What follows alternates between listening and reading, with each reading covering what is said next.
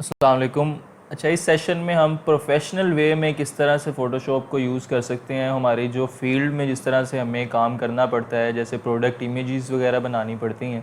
तो आज हम प्रोडक्ट इमेजेस ही को डिस्कस करेंगे कि हम किस तरह से प्रोडक्ट इमेजेस को फ़ीचर्स वगैरह उसके डिस्प्ले कर सकते हैं, उसके कलर्स डिस्प्ले कर सकते हैं, उसकी बैकग्राउंड चेंज कर सकते हैं, उसे एडिट और मॉडिफाई कर सकते हैं। तो आज मैं आपको एक लाइव प्रोजेक्ट भी करके दिखाऊंगा कि ये हम किस तरह से करते हैं। अच्छा, फॉर एग्ज़ाम्पल ये हमें कुछ इमेजेस दी थी हमारे क्लाइंट ने, तो हम आपको इसी तरह फ़ोटोशॉप पे इसे एडिट और मॉडिफाई करके दिखाते हैं। इसे क्रॉप वगैरह, इसकी बैकग्राउंड वगैरह चेंज करेंगे और इसके फ़ीचर्स वगैरह भी ऐड करेंगे और स्टेप बाय स्टेप आपको दिखाएंगे ताकि आपको भी इसकी समझ आ जाए और आप भी अपने क्लाइंट के लिए इसी तरह से प्रोडक्ट इमेजेस डिज़ाइन कर सकें। अच्छा, हम इसकी अब बैकग्राउंड जो है वो रिमूव कर देंगे। वो हम मैजिक पेन टूल की मदद से भी कर सकते हैं, लेकिन हम प्रोफेशनली हमेशा पेन टूल को कंसिडर करते हैं क्योंकि इसमें हमारे पास ज़्यादा ऑप्शंस होती हैं।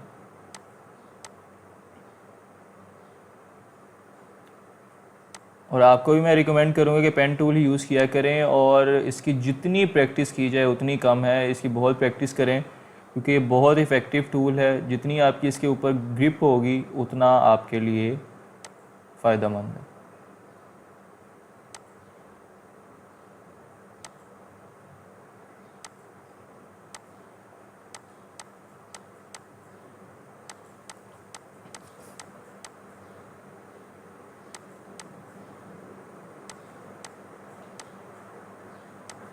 अच्छा, और एक और चीज़ बताता चलूँ कि इन केस आप ग्राफिक डिज़ाइनिंग या इस तरह से ट्रेस करते हुए अगर लैपटॉप वाले पैड का यूज़ कर रहे हैं तो मैं आपको कहूँगा कि उसे आप लीव कर दें।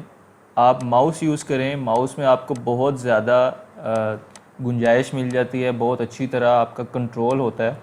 तो आप हमेशा माउस यूज़ किया करें इस तरह से कोई भी डिज़ाइनिंग करते हुए।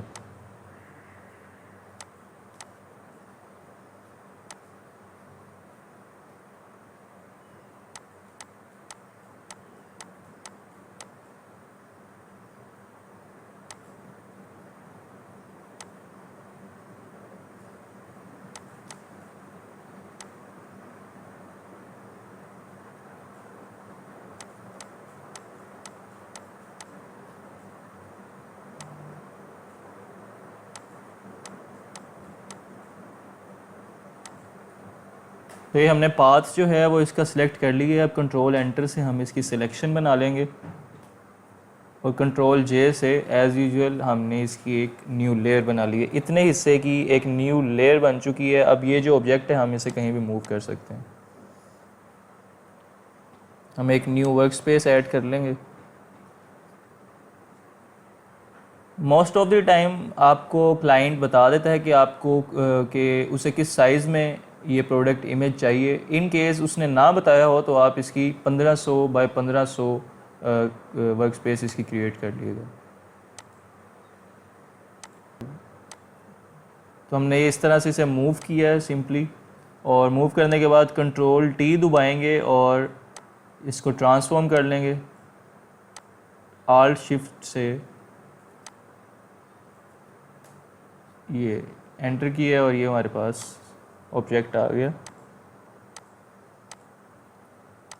इसी तरह हमारा ये दूसरी इमेज भी दी थी जो कि हमने एक ही इमेज में डिस्प्ले करवानी है, ये वाली, क्योंकि ये इसी का बॉक्स है तो हमने ये एक ही इमेज में डिस्प्ले करवाना है। इसे भी हम सिलेक्ट कर लेंगे।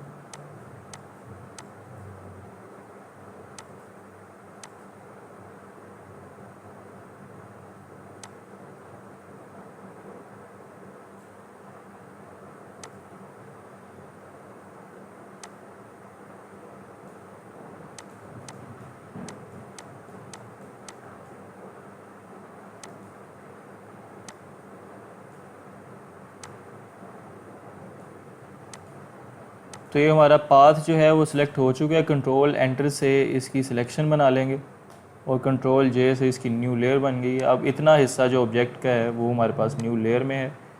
इसे हम वहीं पर ड्रैग कर लेंगे और कंट्रोल टी से ट्रांसफॉर्म कर लेंगे। आल्ट शिफ्ट से इक्वली इसको रीसाइज कर लेंगे। तो अब हम इस बॉक्स को उस सेट के पीछे ले जाएंगे। उसके लिए हम लेयर को जो है वो चेंज कर लेते हैं उसको। देखें अब हमारा बॉक्स जो है वो उसके पीछे है और मैंने लेयर पैनल से उसकी पोजीशन को चेंज किया।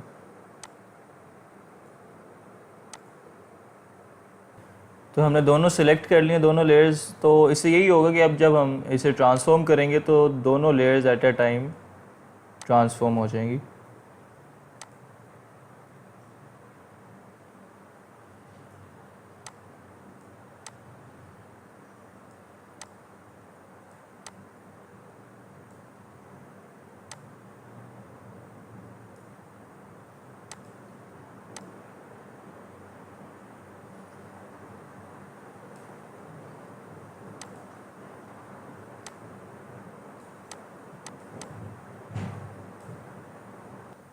तो ये हमने इसे एडजस्ट कर लिया। यहाँ पर ये मेरे ख्याल से ज़रा बेहतर लग रही है।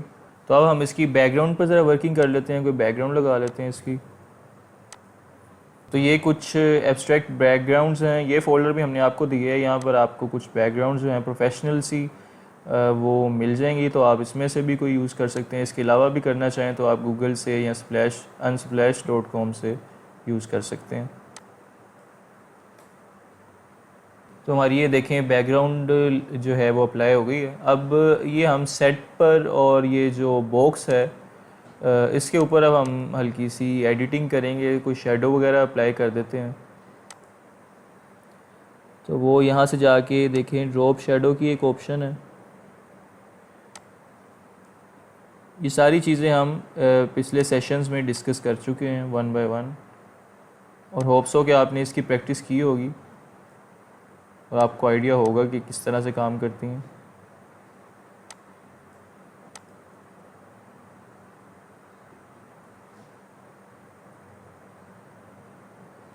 तो अब देखेंगे लेयर पैनल में इसकी लेयर की जो स्पेसिफिकेशंस हैं उसमें लिखा हुआ भी आ गया है कि ये ड्रॉप शेडो इस पर अप्लाई किया गया। अच्छा, अगर हम किसी लेयर पर जो इफ़ेक्ट अप्लाई किया गया है उसे किसी दूसरी लेयर पर भी अप्लाई करना चाह रहे हों तो वो भी हम कर सकते हैं। हम सिंपली आल्ट को प्रेस करेंगे और उस इफ़ेक्ट को ड्रैग करके हम दूसरी लेयर में ले आएंगे। ये देखें, ये दूसरी लेयर पर भी अब वो वाला इफ़ेक्ट अप्लाई हो गया।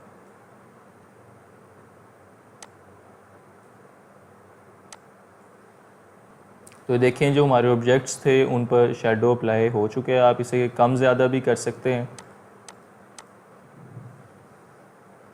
अच्छा, तो एंड पे आप क्या करेंगे, कंट्रोल शिफ्ट आल्ट और ई दबाएंगे। ये 4 बटन हैं, 4 कीज़ हैं। तो इससे क्या हुआ है कि आपकी वर्क स्पेस पर जितनी भी लेयर्स थी जो हम सेपरेटली यूज़ कर रहे थे, लेयर 1, 2 और जो भी बैकग्राउंड हमने ऐड की थी, इसने उन सब को एक ही लेयर में मर्ज कर दिया। वो ये आपके पास एक लेयर और आप सिंपली इसे मूव कर सकते हैं। तो हम इसकी एक कॉपी बना लेते हैं कंट्रोल जे से, और यहाँ पर फ़िल्टर में हम आएंगे, कैमरा रॉ फ़िल्टर। ये मैंने आपको बताया था कि प्रोफेशनल जितने भी फ़ोटोग्राफ़र्स हैं वो इसी को यूज़ करते हैं अपनी फ़ोटोग्राफ्स को एडिट करने के लिए। तो जब हमने इस टैब को, इस ऑप्शन को यूज़ किया था लास्ट सेशन में भी, तो मैंने आपको बताया था कि इसकी सेटिंग्स जो हैं वो वेरी करती रहेंगी। कोई प्री डिफाइंड इसमें कोई ऐसा नंबर नहीं है कि आप इतने पे ला के रखते हैं तो ये सेटिंग इस पर अच्छी लगेगी। मतलब ये जितनी आप प्रैक्टिस करेंगे आपको आइडिया होता जाएगा कि हमने कितनी सेटिंग इसकी रखनी है, ज़्यादा रखनी है या कम रखनी है। ये प्रैक्टिस से ही आपको पता चलेगा, और हर इमेज के लिए ये मुख्तलिफ सेटिंग होगी।